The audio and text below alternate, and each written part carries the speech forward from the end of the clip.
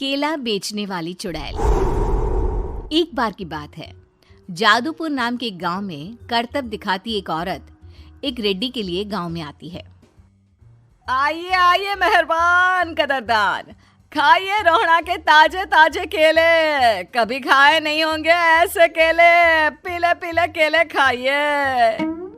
ये कहकर रोहड़ा हाथों में 4 केले लिए उन्हें सर्कल में जोर जोर से हवा में उछालती हुई करतब दिखाती है, जिसे देखकर आसपास के सारे बच्चे अपने अपने मम्मी पापा से उस औरत के पास जाने की जिद करने लग जाते हैं।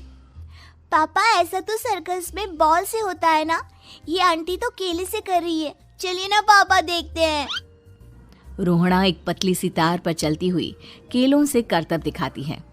आते जाते सभी लोग बाहर रुककर उसके करतब देखते हैं और वाह वाही करते नहीं थकते। जैसे ही एक आदमी पास आकर उसे पैसे देने लग जाता है, तब वो कहती है, अरे नहीं नहीं साहब, मैं करतब तो बच्चों के मन को बहलाने के लिए करती हूँ। धंधा तो मेरा केले का है। पीछे देखो मेरी रिड्डी, जो भी मेरे केले खाएगा मेरी तरह चुस्त दुरुस्त और तंदुरुस्त हो जाएगा। पता चलता है क्या कि मेरी उम्र 55 की है। अरे पर ऐसे ठंड के मौसम में कोई केला क्यों खाएगा? ये ऐसे वैसे केले नहीं है साहब, ये शरीर में गर्मी देते हैं। ठंड को दूर भगाए जो भी रोहिणा के केले खाए। पापा, अगर मुझे केले नहीं मिले तो मैं घर नहीं जाऊंगी। तभी उसके पापा कहते हैं कि बेटा, केले ठंड में कभी गर्मी नहीं देते। ये सब कहने की बातें हैं, सामान बेचने का तरीका है इनका। पर पिंकी नहीं मानती। मैं केले खाऊंगी। पिंकी की जिद के आगे नत्थू हार जाता है और उसे केले खरीद कर दे देता है। पिंकी खुश होकर केले घर ले आकर खाती है। अब मैं भी करतब करूंगी, कितना मजा आएगा। जादुई केले। पिंकी पहला केला खत्म भी नहीं करती कि वो बेहोश हो जाती है। दूसरे केले से एक काला धुआं आता है और रोहड़ा चुड़ैल बनकर बाहर निकल आती है। मेरे भूतिया केले बच्चे न खाए, ऐसा हो ही नहीं सकता।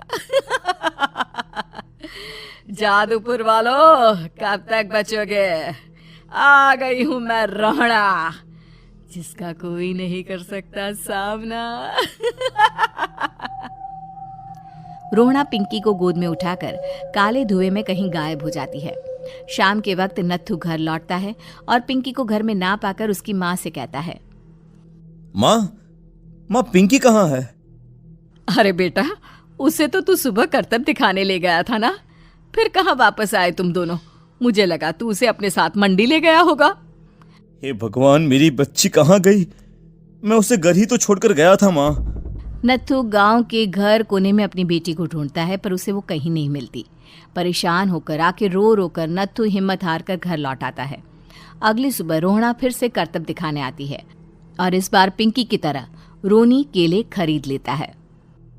50 रुपए दिए थे पापा ने, सारे पैसों की मैंने केले खरीद लिए हैं। अब मैं भी आंटी